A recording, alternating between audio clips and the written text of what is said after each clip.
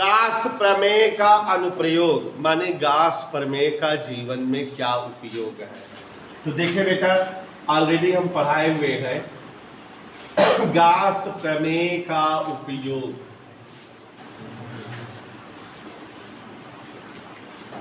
गास प्रमेय के उपयोग में हिंडोला जी पहला उपयोग है वैद्युत क्षेत्र की तीव्रता, वैद्युत क्षेत्र की तीव्रता प्राप्त करने में।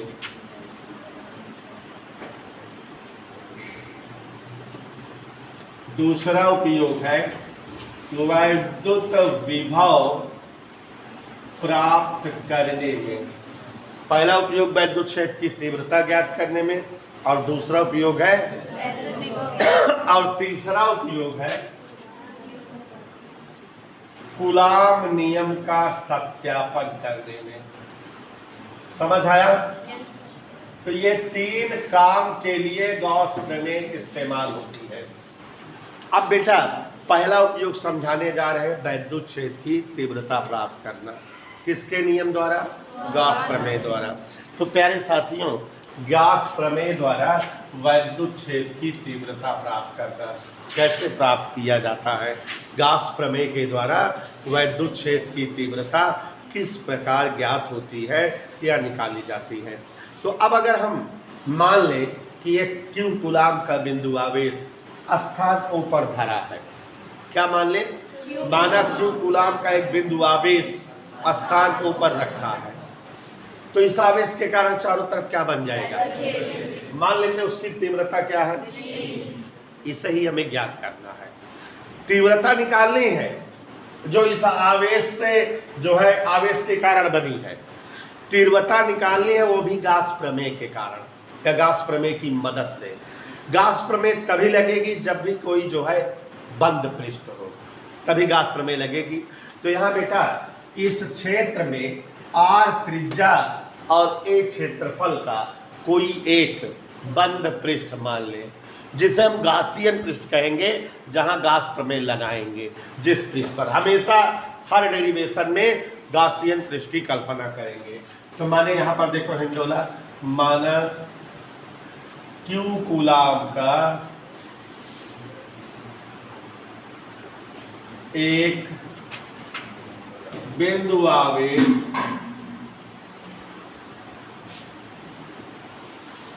स्थान O पर स्थित है। कितना आवेश स्थित है? कहां पर? इस आवेश के कारण क्या बना है? इस आवेश के कारण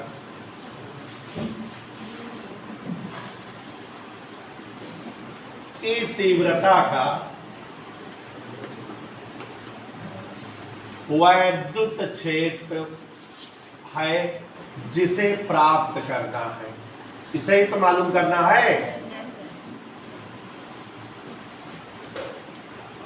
हम गॉस प्रमेय की मदद से निकालेंगे, इसलिए मान लेंगे कि इस जो है क्षेत्र में कोई एक R त्रिज्या का गासियन पृष्ठ है। इधर ओके,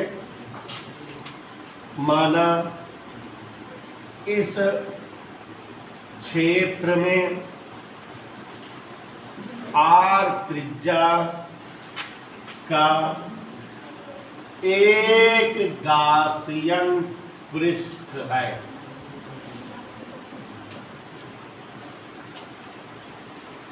O पर एक आवेश रखा है, ई तीव्रता का क्षेत्र रहा है, और इसी में R त्रिज्या का क्या मान लिया है? इधर क्लियर?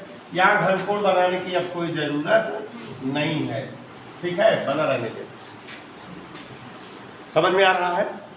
अब गॉस प्रमेय क्या कहती है? गॉस प्रमेय कहती है कि किसी बंद पृष्ठ से संबद्ध संपूर्ण वैद्युत फ्लक्स 1/ε0 होता है।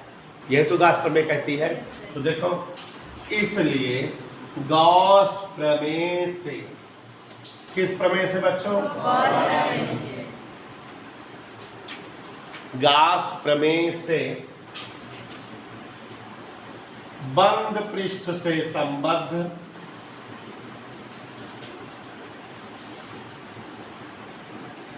संपूर्ण वैद्युत फ्लक्स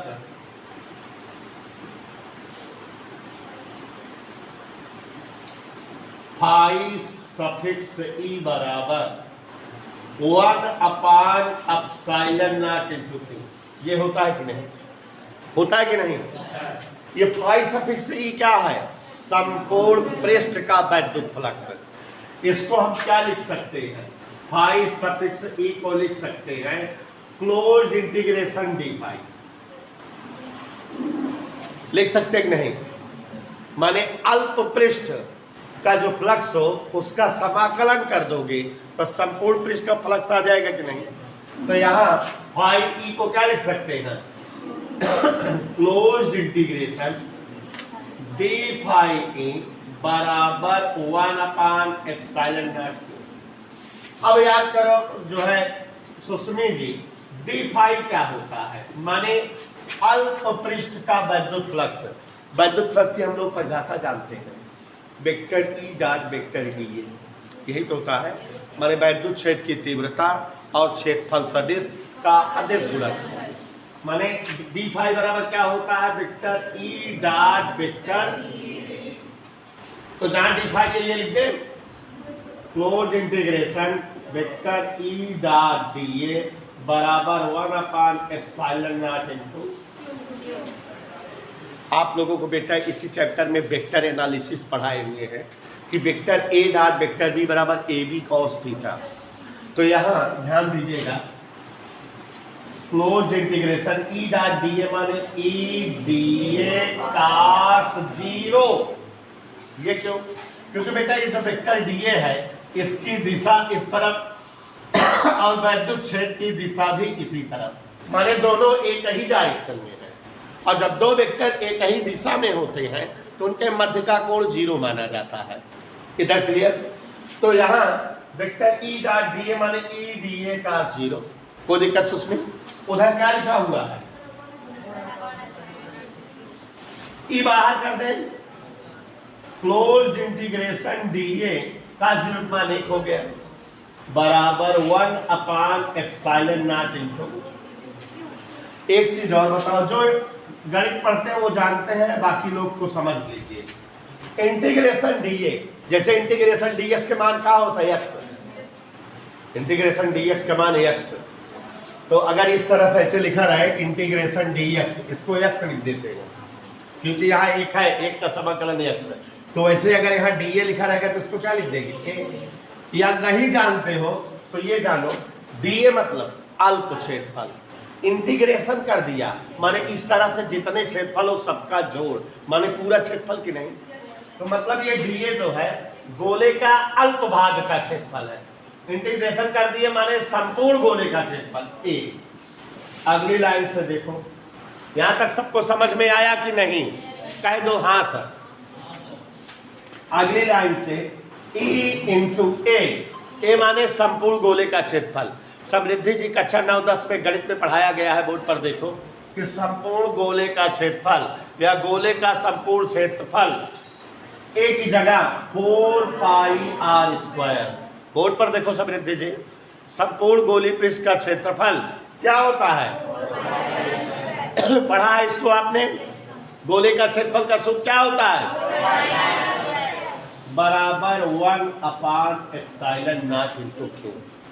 तो बेटा अब अपने आप जान लो कि E बराबर, अगर हम आपसे पूछे तो ये पूरा नीचे आ जाएगा, 1/4π बगल में आएगा, 4πε0 2/r²। तो वैद्युत क्षेत्र की तीव्रता का सूत्र आ गया कि नहीं? एक बार महवीश फिर से बता दे रहे हैं, ध्यान से समझो। गॉस प्रमेय का अपनी लाइफ में इस्तेमाल। गॉस प्रमेय के कुल 3 अनुप्रयोग इस चैप्टर में हमें पढ़ना है। गॉस प्रमेय के द्वारा वैद्युत क्षेत्र की तीव्रता का व्यंजक आता है। गॉस प्रमेय के द्वारा कूलाम नियम सत्यापित होता है और वैद्युत विभव प्राप्त किया जाता है। अपने कोर्स में केवल वैद्युत क्षेत्र की तीव्रता प्राप्त करनी है। तो यहाँ वैद्युत क्षेत्र की तीव्रता ज्ञात करने के लिए आपको बता दिए कि एक स्थान O है, वहाँ पर कितने कूलाम का आवेश रखा है और इसके कारण कितना वैद्युत क्षेत्र बना है, वेक्टर ई तीव्रता का। उसे ही हमें क्या करना है? पतो लगाना है। ओके। अब मान ले रहे हैं सुस्मिति कि गॉस प्रमेय की हेल्प करनी है, तो इस क्षेत्र में एक बंद पृष्ठ है। कितने त्रिज्या का? नहीं मानोगे? आर त्रिज्या का एक बंद पृष्ठ है। और उस बंद पृष्ठ के लिए अगर गॉस प्रमेय का प्रयोग करें, गॉस प्रमेय क्या चिल्लाती है कि किसी बंद पृष्ठ से संबद्ध संपूर्ण वैद्युत फ्लक्स हमेशा उपस्थित आवेश का 1/ε गुना होता है। अभी थोड़ी देर पहले डेरिवेशन किए थे कि जहाँ इंटीग्रेशन डी फाई था उसको फाई लिख दिए थे, या फाई को इंटीग्रेशन डी फाई लिख दिए थे। तो यहाँ जो फाई है वहाँ क्या लिख दिए? डी फाई की वैल्यू क्या जानते हो आप लोग? वैद्युत फ्लक्स पढ़ाए हैं। वैद्युत फ्लक्स में संजना जी बताए हैं कि वैद्युत क्षेत्र की तीव्रता और क्षेत्रफल सदिश का अदिश गुणनफल। अंशिका जी, डी फाई बराबर vector E dot vector D A. तो जहाँ डी फाई है वहाँ वेक्टर ई डॉट डी ए लिख दिए। Vector A dot vector D का सूत्र ए बी कास थीटा। चूंकि वेक्टर ई और वेक्टर डी ए दोनों एक ही दिशा में है, तो ये समान दिशा वाले वेक्टर हुए, इनके बीच का कोण 0 डिग्री। तो ई डी ए कास 0, ई बाहर आ गया, डी ए लिखा रह गया, कास 0 का मान 1 होता है, नहीं लिखे। तो ई क्लोज इंटीग्रेशन डी ए बराबर, ये तो पूरा लिखा ही जा रहा है हर लाइन में, इसमें कोई बदलाव नहीं है। क्लोज इंटीग्रेशन डी ए माने अल्प क्षेत्रफल का समाकलन, माने संपूर्ण क्षेत्रफल ए। और संपूर्ण गोले का क्षेत्रफल का सूत्र कक्षा 10 में पढ़े हो, 4πr²। तो ई बराबर, ये आपने देखा कि वैद्युत क्षेत्र की तीव्रता का व्यंजक आ गया, वह भी गॉस प्रमेय के द्वारा। एक बात संजना जी और बताएंगे, सुहाना को बता देना, ये जो यहां से लाइनें हैं यहां तक गिनो, 1 2 3 4 5 6 7 8 लाइन आप लिख करके 10-12 बार याद कर डालिए। पूछो क्यों? ये हमने ऐसा सेट करके लिखा ही है कि जैसे आपको जब चैप्टर शुरू किए थे बताए थे 6 आकृतियों के कारण वैद्युत क्षेत्र की तीव्रता निकाली जाएगी। किसी खोखले गोले के कारण, किसी ठोस गोले के कारण, किसी चालक तार के कारण, किसी अचालक प्लेट के कारण, किसी चालक प्लेट के कारण, और 2 चालक प्लेटों के मध्य। 6 बताए थे ना। 6 डेरिवेशन करने के दौरान हमको ये 8 लाइन 9 बार प्रयोग करनी होगी, नहीं 10 बार। कई बार?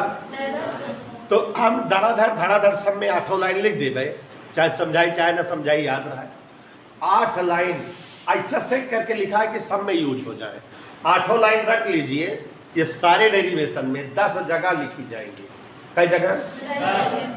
ठीक है, याद रहेगा कि नहीं? रट डालिए, याद हो जाएगा। 10 जगह जो है लिखने में यही पूरा 8 लाइन उतारेंगे, ऐसे ही लैंग्वेज में, ऐसे ही सेटलमेंट में। तो अब तो याद कर लीजिए भाई, जरूरत पड़ेगी।